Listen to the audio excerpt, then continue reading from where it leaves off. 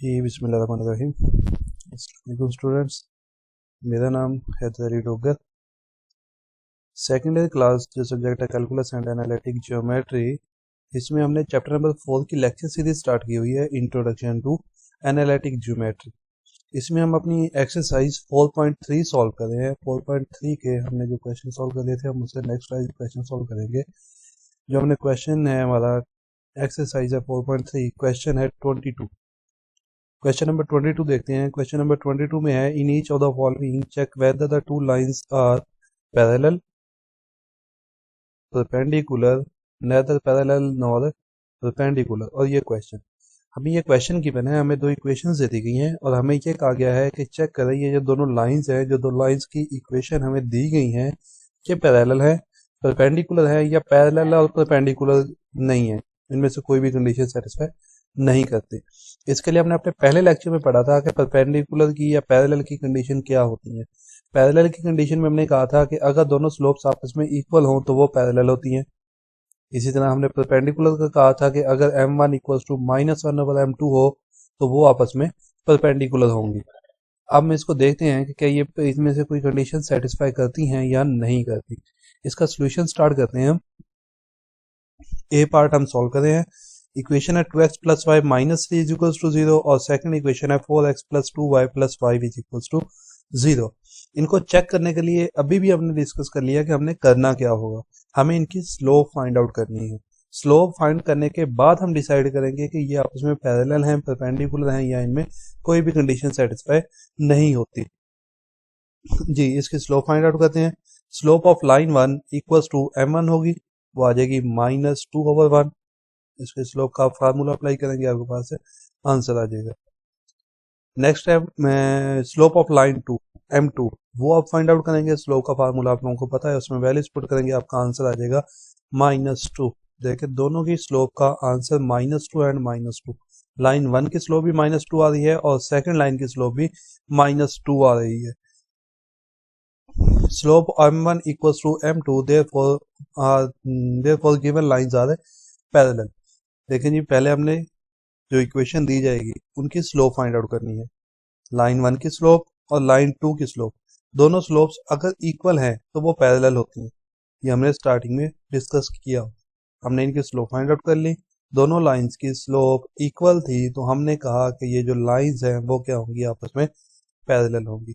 इसके जो बाकी पार्ट्स हैं आपके स्मार्ट सिलेबस के अकॉर्डिंग, उनको आपने सॉल्व करना है, वो आपके असाइनमेंट है और वो आप मुझे सेंड करेंगे। इसमें से आपने करना है क्वेश्चन नंबर 22 का C and E part. A part solve कर लिया मैंने, C and E part solve करके वो आपके असाइनमेंट है, वो आपने सेंड करनी है। जी, नेक्स्ट हमारे पास क्वेश्चन नंबर 25 क्वेश्चन की स्टेटमेंट देखें। Find an equation of the line through 5 and -8। Point आ गया हमारे पास कि एक इक्वेशन है, इक्वेशन फाइंड आउट करनी है। इस लाइन की कहां से पास हो रही है, इस पॉइंट में से पास होगी। And perpendicular to the join of A B, कि अगर ए बी को ज्वाइन किया जाए तो उसके परपेंडिकुलर ये वाली लाइन बनेगी।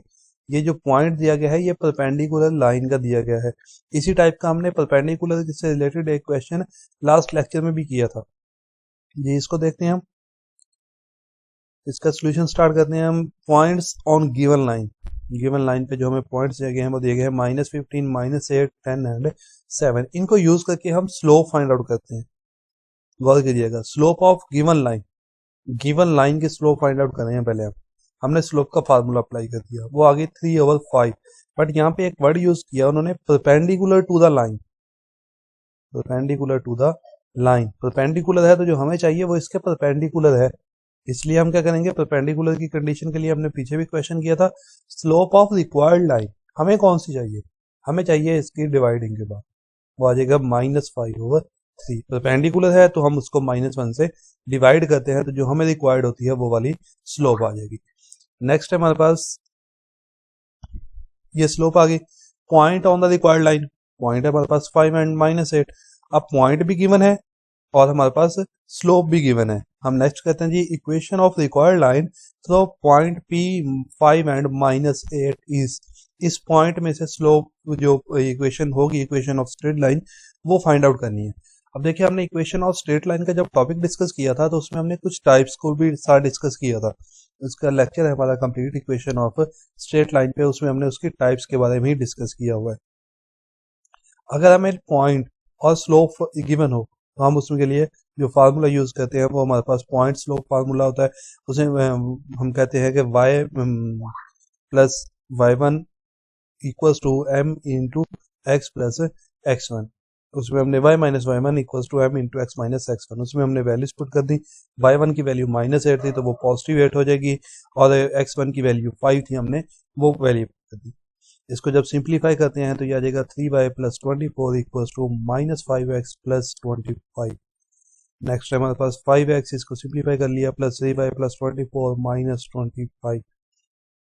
यह आ जाएगा 5x plus 3y minus 1 equals to 0। यही हमने फाइंड आउट करना था, फाइंड एन इक्वेशन। ये हमारे पास इक्वेशन आ गई, जो हमारे पास इक्वेशन होगी इन पॉइंट्स को जो गिवन कंडीशन थी उनको यूज करने के बाद ये हमारा फाइनल आंसर होगा। जी स्टूडेंट्स, ये था हमारा आज का लेक्चर। नेक्स्ट लेक्चर में हम इंशाल्लाह अपनी जो एक्सरसाइज है 4.3 इसको एंड करेंगे।